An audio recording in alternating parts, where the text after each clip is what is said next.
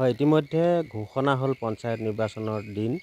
পঞ্চায়ত নিৰ্বাচনৰ দিন ঘোষণা হোৱাৰ লগে লগে ৰাইজে কি বিচাৰে, আগন্তুক যিখন পঞ্চায়ত হ'ব সেই পঞ্চায়তখনৰ পৰা সাধাৰণ ৰাইজে কি বিচাৰে বা কেনেকুৱা ধৰণৰ সমস্যাসমূহ সমাধান হোৱাটো তেখেতসকলে বিচাৰে, সেই কথা জানিবলৈ আমি উপস্থিত হৈছোঁহি পিছলা গাঁও পঞ্চায়তৰ দেওতোলা গাঁৱত।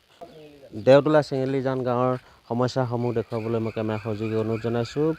15 নং ৰাষ্ট্ৰীয় ঘাইপথৰ দেওতোলা চাৰিআলিৰ পৰা চেঙেলীজান সংযোগী যিটো গাঁওখনৰ মূল পথ, সেই পথটো আচলতে স্বাধীনতাৰ 75 বছৰৰ পিছতো বিধ্বস্ত অৱস্থাত আছে। ইতিমধ্যে যাতায়াতৰ ক্ষেত্ৰত বাৰিষাৰ সময়ছোৱাত যথেষ্ট সমস্যাৰ সন্মুখীন হয়। খৰালিতো ধূলিয়ে ধূসৰিত হয় সমগ্ৰ পথছোৱা।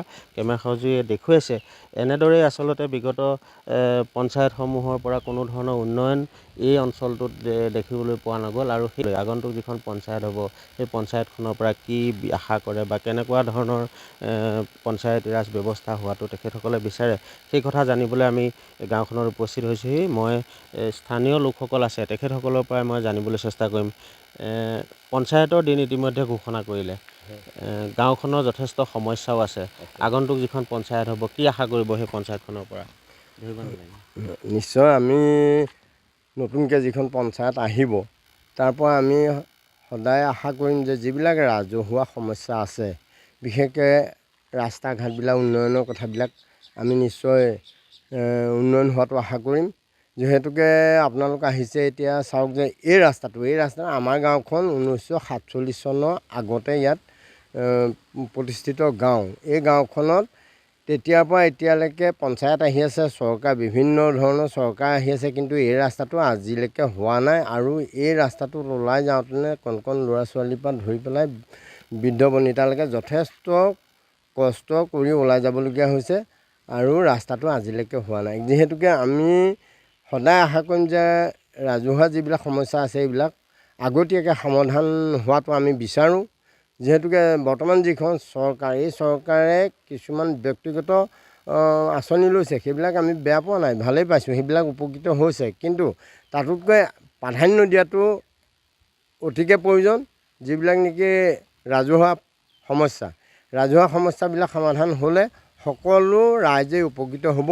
গতিকে এনেধৰণৰ কামবিলাক হোৱাটোৱে বিচাৰোঁ। যিহেতুকে আগত যিখন পঞ্চায়ত হৈ গ'ল, এই পঞ্চায়তখনৰ সময়ছোৱাত মাত্ৰ 5 বছৰ সময়সীমা বান্ধি দিছিলে। সেই সময়ছোৱাত আমি কোনো ধৰণৰ এই ৰাস্তা ঘাট উন্নয়নৰ কোনো ব্যৱস্থা আমি দেখা পোৱা নাই। আৰু সেয়ে আমি নতুনকৈ যিখন পঞ্চায়ত ইতিমধ্যে পঞ্চায়ত নিৰ্বাচন ঘোষণা কৰিছে, গতিকে এখন নতুন পঞ্চায়ত গঠন হ'ব আৰু এই পঞ্চায়তখনৰ যিসকল প্ৰতিনিধি নিৰ্বাচিত হ'ব তেখেতসকলৰ পৰা আমি এটা কথা আশা কৰিম যে প্ৰথমতে যিবিলাক ৰাজহুৱা সমস্যা এইবিলাক সমাধান হোৱাটো আমি সেই প্ৰতিনিধিসকলৰ পৰা আশা কৰিম। সেই আশা কৰি আমি তেওঁলোকলৈ শুভেচ্ছাও জনাইছোঁ। তেওঁলোকে আহক, নিৰ্বাচন খেলক আৰু তেনেকুৱা সমস্যাবিলাক সমাধান কৰাৰ ক্ষেত্ৰত প্ৰতিশ্ৰুতি লৈ আগবাঢ়ি আহিলে নিশ্চয় আমি উপকৃত হ'ম বুলি আমাৰ ফালৰ পৰা ভাবিছোঁ। হয়, নিশ্চয়কৈ আচলতে গাঁওখনৰ লোকসকলে আগন্তুক যিখন পঞ্চায়ত হ'ব সেই পঞ্চায়তখনৰ পৰা অঞ্চলটোৰ সমস্যাসমূহ সমাধান হোৱাৰ কথা তেওঁলোকে আশা কৰিছে। আমাৰ লগত আন একাংশও আছে, সমস্যা যথেষ্ট আছে, তাৰ মাজতে ঘোষণা হ'ল পঞ্চায়ত নিৰ্বাচন। কেনেকুৱা ধৰণৰ পঞ্চায়ত হোৱাটো বিচাৰে আপোনালোকে? হয়, পঞ্চায়তৰ দিন ঘোষণা কৰিলে, অধিসূচনা জাৰি হ'ল।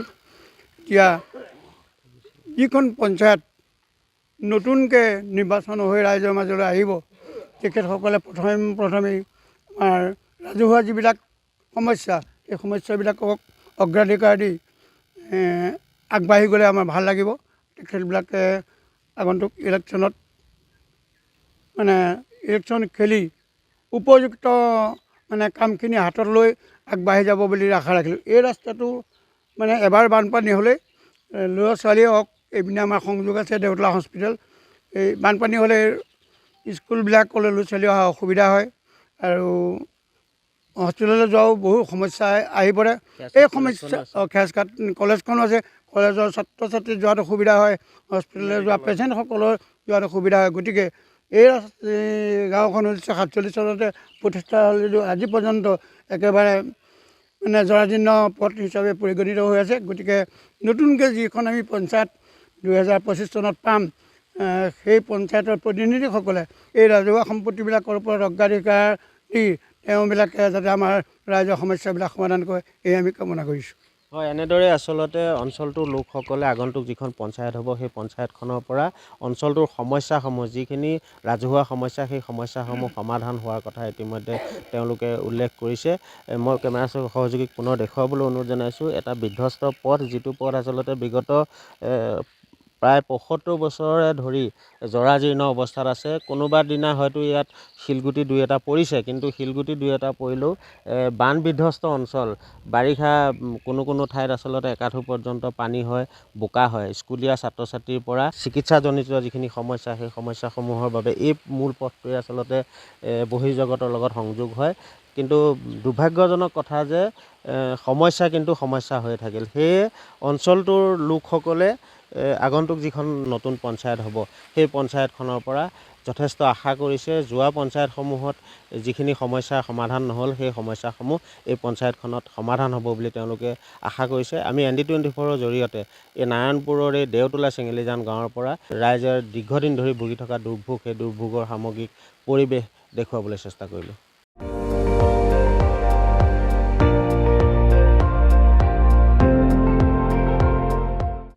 আপুনি চাই আছে ND24, সৰ্বশ্ৰেষ্ঠ নহয় সৰ্বোত্তমৰ দৌৰ।